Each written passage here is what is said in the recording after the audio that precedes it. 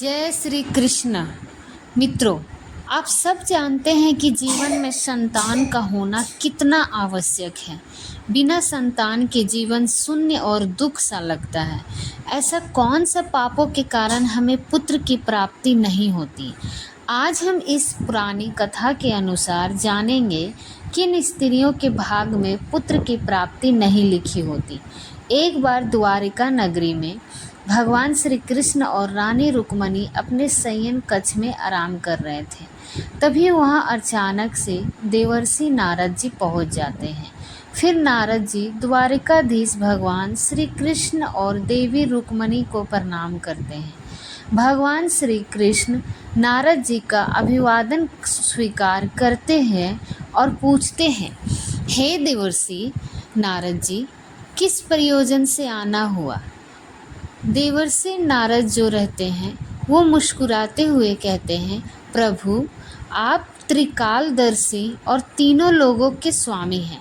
आपको तो पहले ही ज्ञात हो गया होगा, फिर आप भगवान फिर पूछ रहे हैं। भगवान श्री कृष्ण जो रहते हैं वो मुस्कुराने लगते हैं और आने का प्रयोजन पूछते हैं।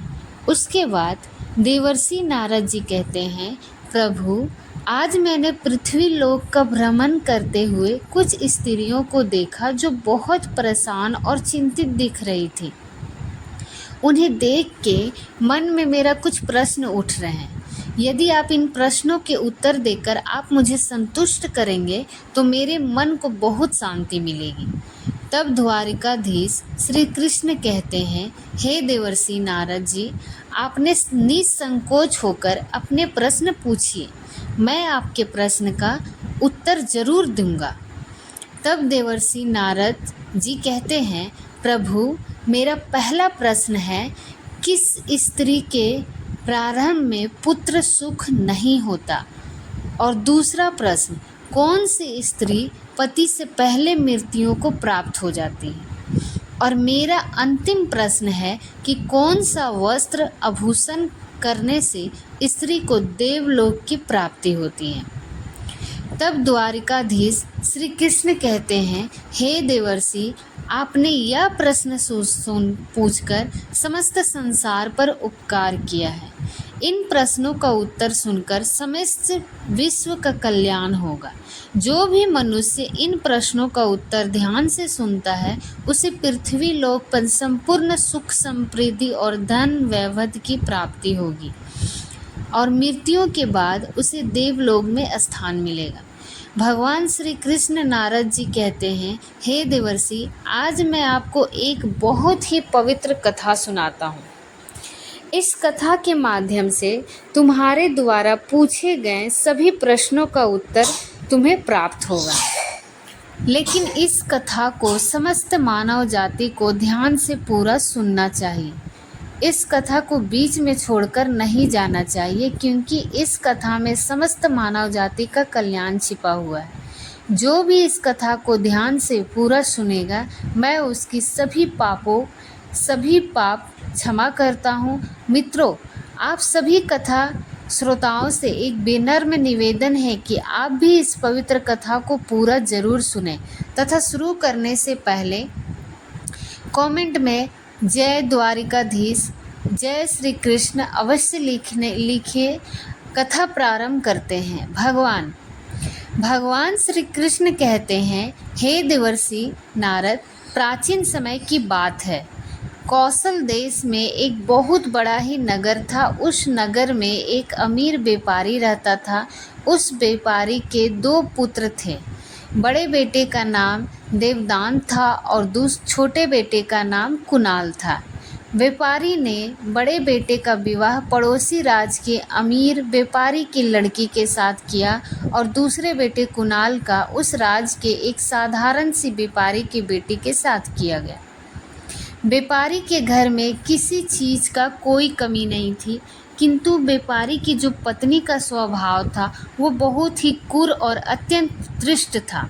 व्यापारी की पत्नी और इसके बड़े बेटे देवदान की पत्नी दोनों का एक ही स्वभाव दुष्ट था। व्यापारी की पत्नी अपनी बड़ी बहू का तो बहुत लाड प्यार से करती थी, रखती थी और उसकी सभी बातें मानती थी, लेकिन वह अमीर व्यापारी की बेटी थी और आपके आपके मायके से बहुत सारा दहेज लेकर आई थी। किंतु छोटे बेटे कुणाल की पत्नी को वो हमेशा परेशान करती थी, इसके साथ बुरा व्यवहार करती थी। घर की छोटी बहू अर्थात छोटे बेटे कुणाल की पत्नी सुबह शाम ईश्वर की पूजा करती थी और ईश्वर पर श्रद्धा रखने वाली पतिव्रता नारी थी। वह अकेले ही घर का सारा काम किया करती थी। इतना अच्छा स्वभाव होने के बावजूद भी उसकी सास उसे बहुत परेशान करती थी, उसके साथ अत्याचार करती थी, उसको हमेशा गाली देती थी, अपमान करती थी। इसके पीछे का कारण बस इतना था कि बड़ी बहू को एक लड़का था और छोटी बहू को एक लड़की जन्म दी थी। लड़की को जन्म देने के कारण व्यापारी की पत्नी अपनी छोटी बहू को बार बार ताना मारा करती थी, लेकिन छोटी बहू चुपचाप सुन लेती। फिर आखिरकार बेचारी कर भी क्या सकती थी।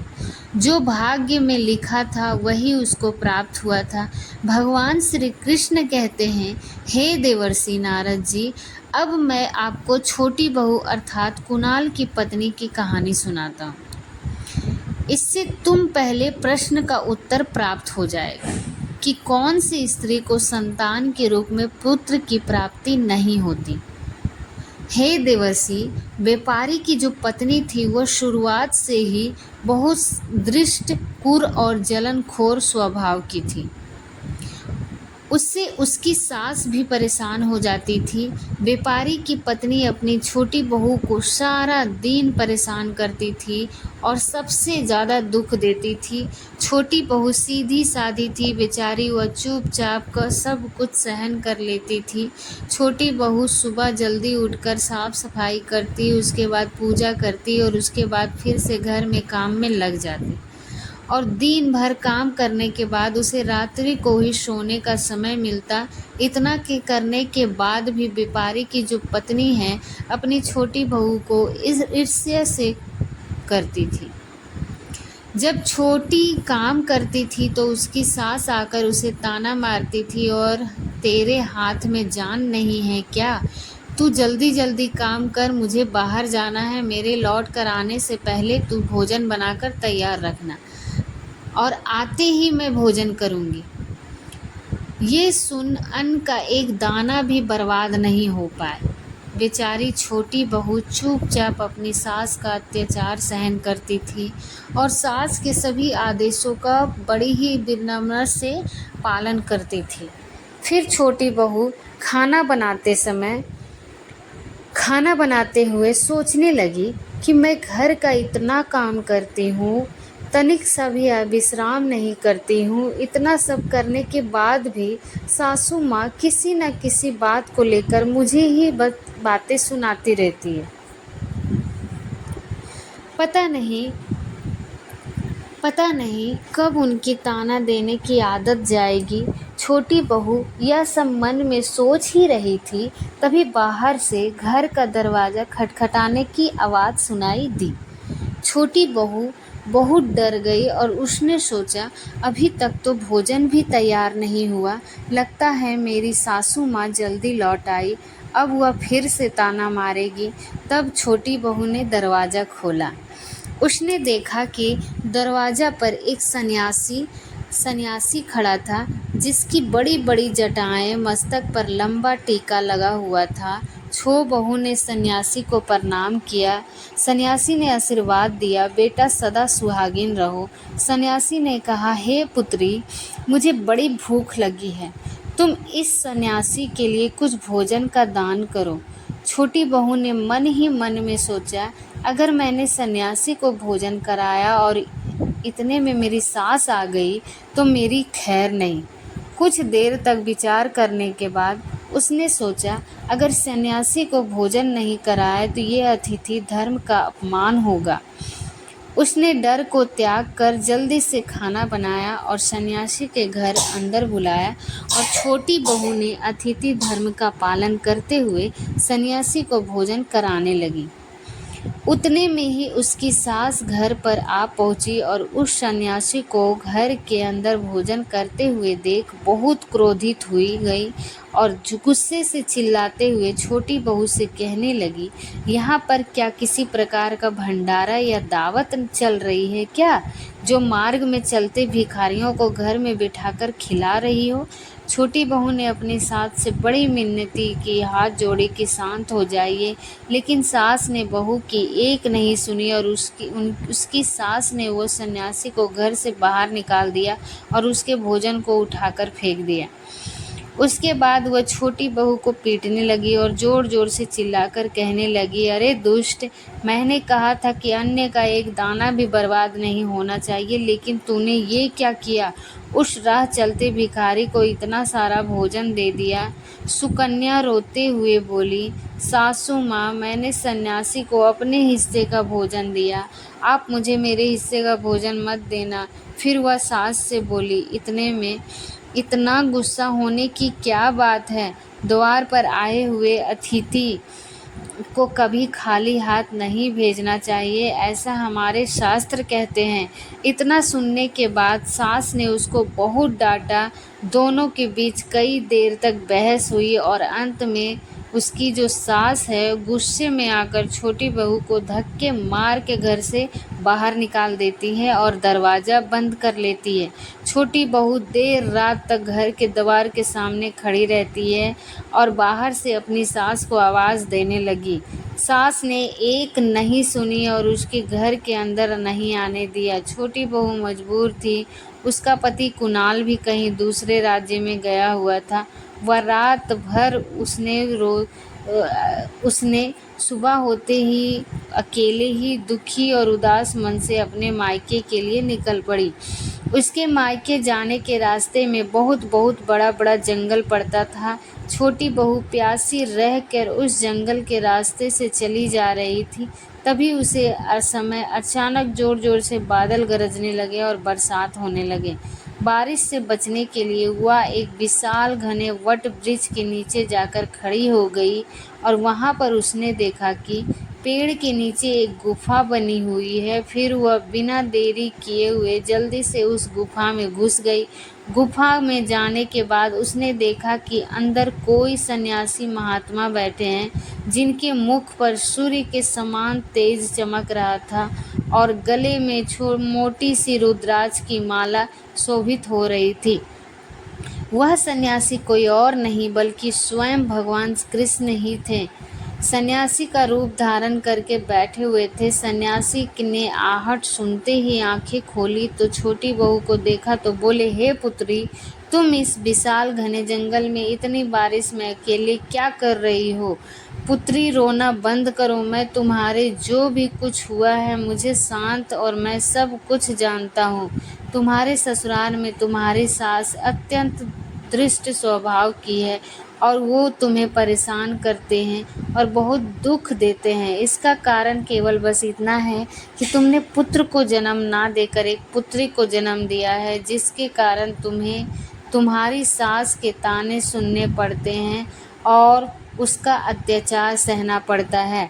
हे पुत्री, तुम चिंता मत करो, मैं तुम्हें एक किताब देता हूँ। इस किताब पर जैसा लिखा है वैसा ही तुम पूरे मन के साथ करो, फिर तुम्हें एक गुणवान और एक विद्वान पुत्र की प्राप्ति होगी।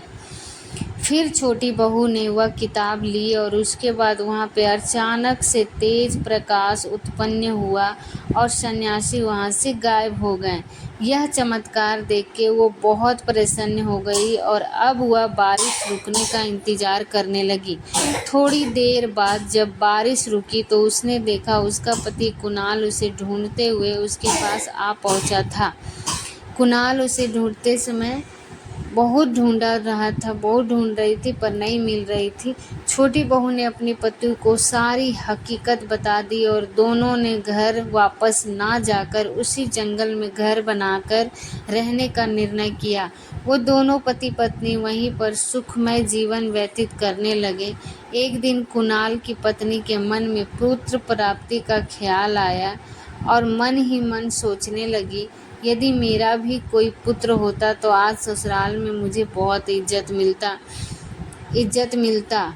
तभी उसने सन्यासी महात्मा की द्वारा दी गई किताब खोलकर पढ़ा तो उसने देखा कि जो स्त्री पुत्र की कामना करती है उस स्त्री में अपने पति की बाईं ओर सोना चाहिए। ऐसा करने से कुछ समय बाद में बाईं करवट लेटने से नाक का दाहिना स्वर और दाहिना करवट लेने से नाक का बायां स्वर चालू हो जाता है।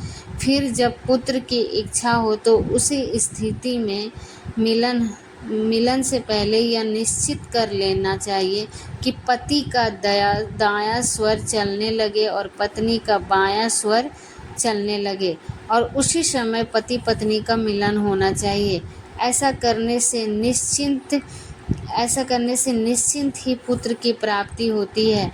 इसके विपरीत नाक के स्वर चलने से पुत्री की प्राप्ति होती है। और उसी किताब में आगे लिखा हुआ था, स्त्री मासिक धर्म शुरू होने के पश्चात 5वीं रात्रि में मिलन करने से स्त्री को पुत्री की प्राप्ति होती है और तथा 6ठी रात्रि में मिलन करने से पुत्र रत्न की प्राप्ति होती है। 7वीं रात्रि में मिलन करने से पुत्र की प्राप्ति होती है। उसके बाद बलशाली पुत्र की प्राप्ति होती है। 8वीं रात्रि में मिलन करने से एक सुंदर कन्या की प्राप्ति होती है तथा 9वीं रात्रि में मिलन करने से विद्यमान पुत्र की प्राप्ति होती है तथा 10वीं रात्रि में मिलन करने से सुंदर आचरण वाली कन्या प्राप्त होती है। 11वीं रात्रि में मिलन करने से गुणवान बुद्धिमान पुत्र की प्राप्ति होती है। साथ में 11वीं रात्रि में मिलन करने से उसके बाद वाले गर्भ में धारण किया। फिर एक दूसरे दिन उसका पति खाना बनाने के लिए जंगल में सूखी लकड़ियाँ लाने के लिए गए तो सुकन्या झोपड़ी से अकेली थी। फिर अचानक से तेज हवा से झोंका आया और छोटी बहू की झोपड़ी उड़ गई। फिर वह दौड़ती हुई उस विशाल वट वृक्ष में बनी गुफा में जाकर रुक गई और वहाँ पर उसने सन्यासी महात्मा से मिली थी। छोटी बहू वहाँ अपने पति कुणाल की आने की राह देख रही थी। तभी वह देखती है कि अचानक उस वट वृक्ष की पत्तियां तेजी से हिलने लगी और वहां पर एक राक्षसी प्रकट हुई। वह राक्षसी अत्यंत मायावी और देखने में विशाल काया की थी। उस पर पेड़ को उठाकर अपने साथ लेकर चली गई। जैसे ही वह पेड़ से हटा उसने देखा कि वहाँ पर सोने चांदी के बहुत ज़्यादा आभूषण थे। जब यह दृश्य छोटी बहू ने देखा तो वो चौंक गए और वह पेड़ के नीचे बनी गुफा में छिपी। वहाँ राक्षसी वहाँ चली गई। उसके बाद छोटी बहू ने उस स्थान से सारे आभूषण लेकर अपने पति कुणाल के साथ ससुराल को लौट आई और उसने अपनी सास को सोने चांदी की आभूषण दी और सारी हकीकत बता दी, जिसे सुनकर उसकी सासी माँ को बहुत गुस्सा आया और बोलने लगी, अरे मूर्ख औरत, तू बस इतना ही सोना लेकर आई हो? इतने सोने चांदी के आभूषणों में क्या होगा? मैं होती तो बहुत सारा सोना लेकर आती। इतना बोलने के बाद छोटी बहू की सास जंगल में उसी वृक्ष के नीचे बनी गुफा में जाकर छिप गई और राक्षसी राह देखने लगी। तभी वहाँ पर राक्षसी दोबारा से आभूषण लेने आती है। इतने में कम आभूषण को देखकर वह गुस्से में लाल हो जाती है और वह आभूषण सोने चांदी की गुफा को भी लेकर चली जाती है। गुफा को आभूषण के साथ उड़ाकर एक विराट पहाड़ पर ले गई। यह देख बहुत क्रोधित हुई। उसकी सास फिर बोलने लगी, ये कहाँ लेकर आई है? यहाँ तो सिर्फ पत्थर और मिट्टी है। तभी उस राक्षसी ने आवाज़ सुनी और देखा तो एक बूढ़ी औरत गुफा में छुप कर बैठी हुई थी। राक्षसी ने गुस्से में सास को बाहर निकाला और उसे पकड़ के नीचे फेंक दिया। जमीन पर गिरते ही उसकी सास की मौत हो गई। इधर ससुराल में छोटी बहू बहुत आनंद से, बहुत ही खुशी से अपना जीवन बिता रही थी, तो उधर उसकी सास की जो मृत्यु होती है वह लालच के कारण हो जाती है। उसके बाद भगवान श्री कृष्ण कहते हैं, हे देवर्षि नारद जी, जिस स्त्री को पुत्र प्राप्ति की कामना है उस स्त्री को वही करना चाहिए जो मैंने छोटी बहू को किताब में उपाय बताया था। तुम्हारा दूसरा प्रश्न, कौन सी स्त्री पति से पहले मृत्यु को प्राप्त होती है? इसका उत्तर भी आपको इस कथा में मिल गया। जो स्त्री अत्यधिक लालच करती है उसी स्त्री की मृत्यु पति से पहले हो जाती है, और जो स्त्री अपने व्यक्तित्व अर्थात चरित्र का गणन करती है वो उस स्त्री का ये पहले मृत्यु नहीं होती। उसके बाद मृत्यु के पश्चात देवलोक पवित्र स्त्री को अपने चरित्र का त्याग कभी नहीं करना चाहिए। तो दोस्तों, इस प्रकार से भगवान श्री कृष्ण ने जो कथा देवर्षि नारद को सुनाई थी, आशा करते हैं आप लोगों ने भी ये कथा पूरी सुनी होगी और इस कथा से बहुत कुछ सीखा होगा। अगर आपको ये कथा पसंद आई होगी तो वीडियो को लाइक ज़रूर करें और कमेंट में जय श्री कृष्ण ज़रूर लिखें। साथ ही हमारे चैनल को सब्सक्राइब ज़रूर करें, क्योंकि आपका एक सब्सक्राइब से हमें मोटिवेशन मिलता है और हम इसी तरह से अच्छी अच्छी कहानियाँ आपके पास लाते रहेंगे। तो प्लीज़ आप मेरे चैनल को सब्सक्राइब ज़रूर कर लीजिएगा।